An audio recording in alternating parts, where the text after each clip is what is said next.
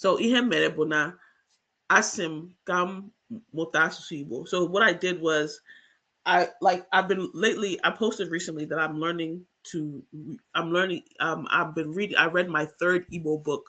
So the first book I read was I can't remember what it was called, but it was something about a bird.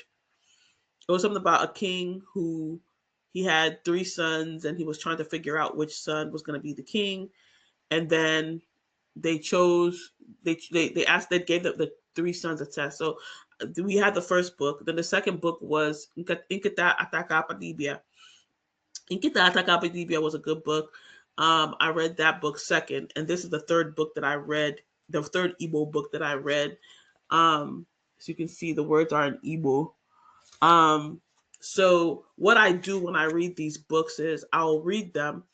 I'll talk to my Igbo tutor about what I'm reading and which words are confusing in the Oku na Babujumanya, like which words are confusing me.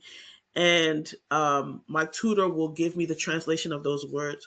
When he gives me the translation of those words, what I do is I put those in an Anki flash deck.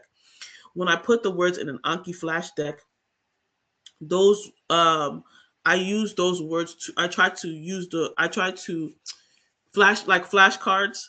I try to memorize what these words and phrases mean, or proverbs, what they mean. And that's the next level of me learning Igbo. So the first level of me learning Igbo is reading the book. The second level of me learning Igbo is learning the words and phrases in these books that I don't understand already. So it helps me to learn Igbo. So there's many other things that I do to learn Igbo, like listening to Igbo songs, watching Igbo videos, um, things like that.